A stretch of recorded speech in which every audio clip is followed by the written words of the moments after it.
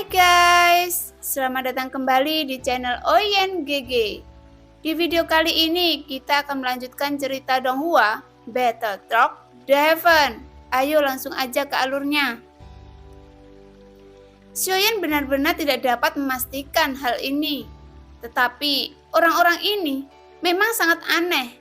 Dan Xiaoyan benar-benar tidak dapat melihat kekuatan mereka yang sebenarnya.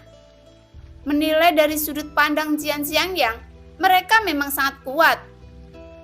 Menghitung dengan cara ini, Xiaoyan juga sampai pada kesimpulan yang lebih menakutkan, yaitu pendekar pedang gila yang bisa mengalahkan Jian Xiangyang mungkin lebih kuat dari yang dibayangkan Xiaoyan. Namun, Xiaoyan berubah pikiran dan mengingat pertempuran sebelumnya antara Jian Xiangyang dan pendekar pedang gila.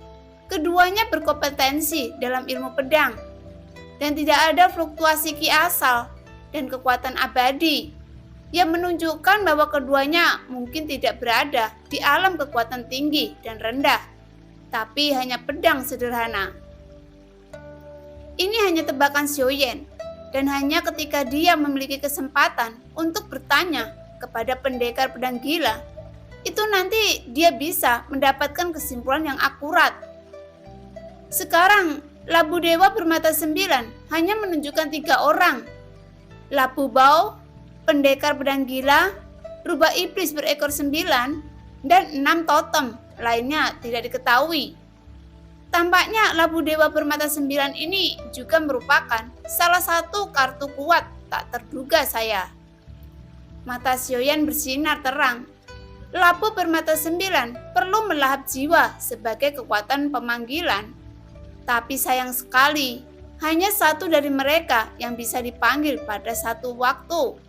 Jika 9 Sion di Labu bermata 9 dapat direkrut sekaligus, kekuatan tempur semacam itu, aku khawatir itu tak terbayangkan. Xiaoyan bergumam dengan suara rendah sambil berpikir. Biarkan aku bertanya, sebelum Mengdan, apakah kamu membunuh pembangkit tenaga abadi lainnya di Istana Dewa Berburu?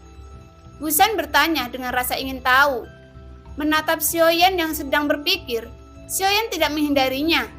Dia membalik telapak tangannya, dan sebuah liontin giok muncul. Dan di tengah botol giok ada 3 setetes darah abadi. Menghitung Mengdan yang kamu sebutkan, 3 dari mereka telah terbunuh. Xiaoyan berkata dengan santai.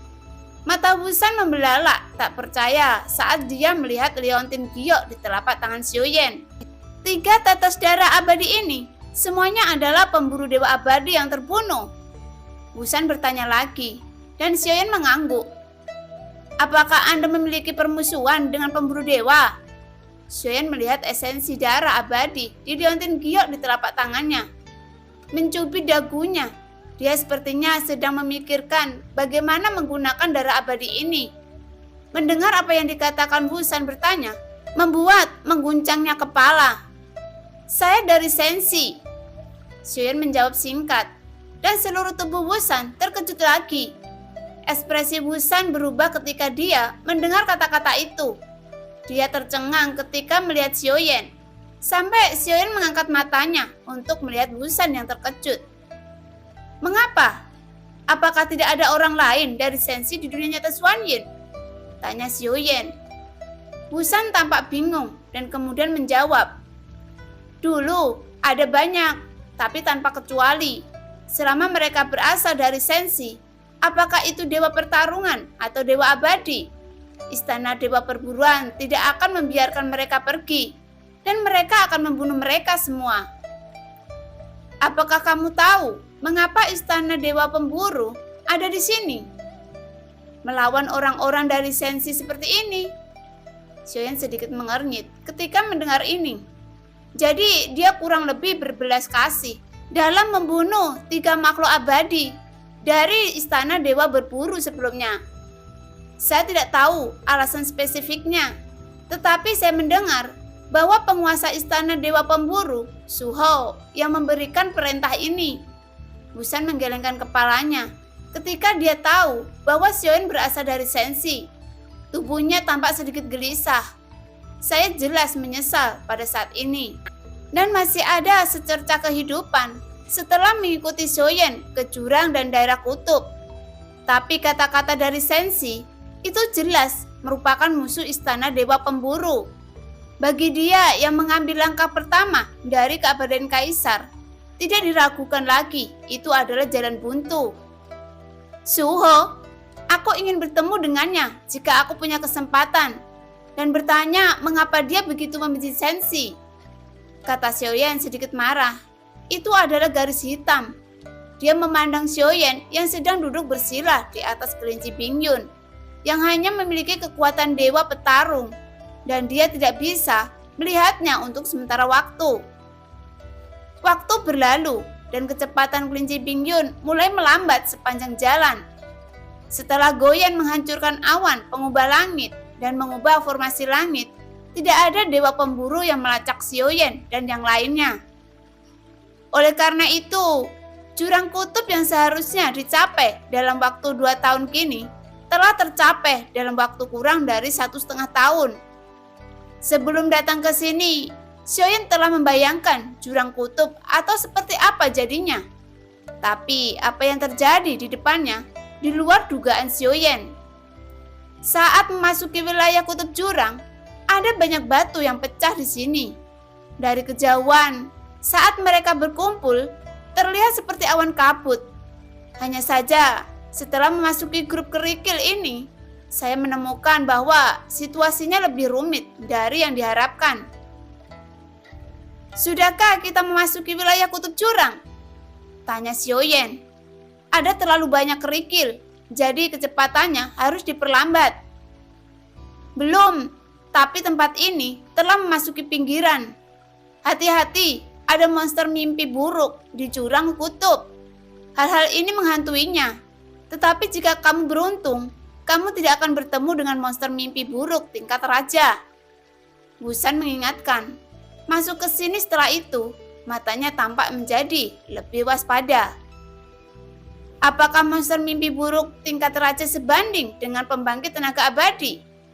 Xiaoyan duduk bersila di belakang kelinci Bingyun. Tetapi dibandingkan dengan Wusan yang waspada, dia menutup matanya dengan nyaman, seolah sangat acuh tak acuh. Itu tidak benar. Paling banyak itu bisa dianggap sebagai dewa petarung bintang 8 atau bintang 9. Jawab Wusan. Apakah kamu masih takut dengan dewa pemburu? Xiaoyan bercanda. Monster mimpi buruk tidak memiliki entitas dan sangat merepotkan untuk membersihkannya.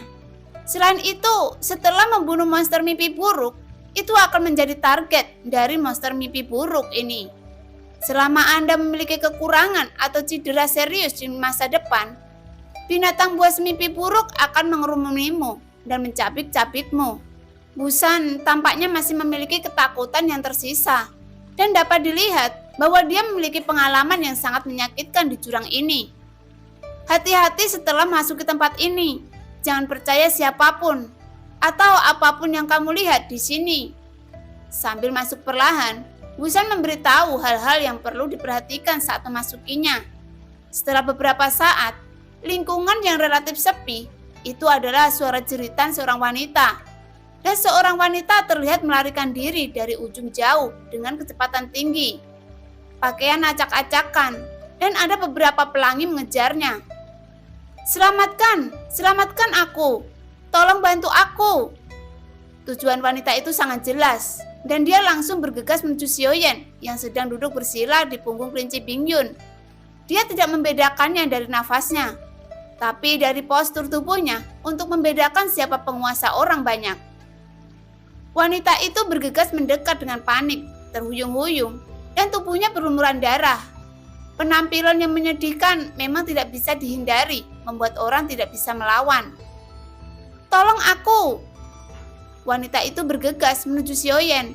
Tapi saat dia mendekati Xiaoyan, sebuah telapak tangan tiba-tiba keluar dan mencengkeraman lehernya, hanya untuk mendengar bunyi klik.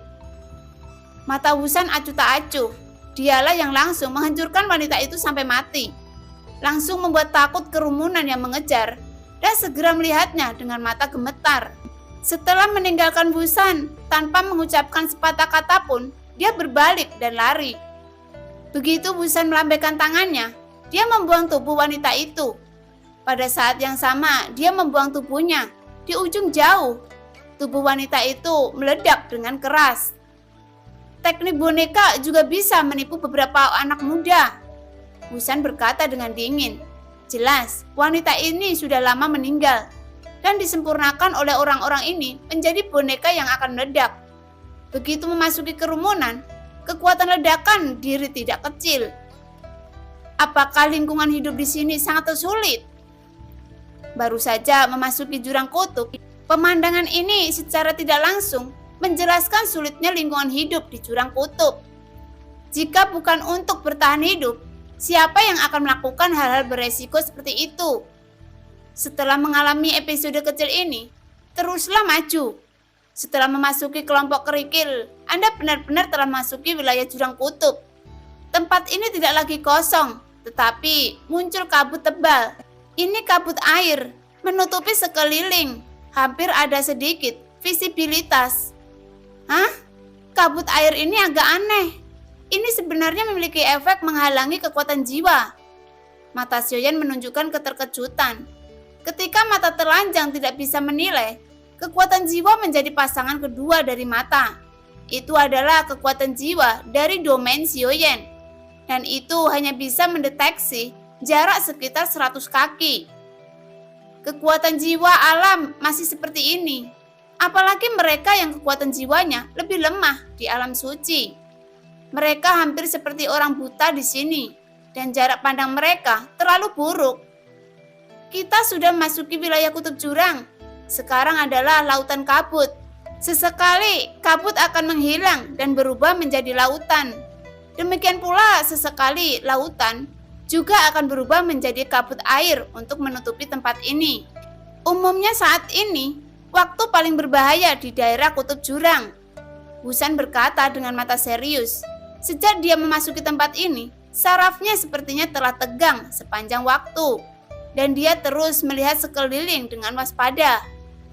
Mungkinkah dengan kekuatan abadimu masih ada hal yang perlu ditakuti di jurang yang dalam ini? Xiaoyan memandang Busan yang agak terlalu berhati-hati dan sedikit bingung.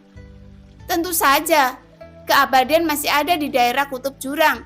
Dan saya tidak tahu apakah itu penyebab kabut atau apa. Temperamennya akan menjadi sangat haus darah. Jadi tidak ada salahnya berhati-hati, kata Busan serius. Meskipun itu adalah keabadian kaisar, tetapi kekuatan jiwanya bahkan belum mencapai alam suci. Jadi di mana Busan ada di sini, yang hampir hanya dapat menilai dengan mata telanjang. Apakah ada tempat berkumpul atau kota di sini? Xiaoyan bertanya. Dia masih bingung ketika dia datang ke sini. Dia tidak memiliki peta di tangannya. Dan karena inilah dia membawa Busan.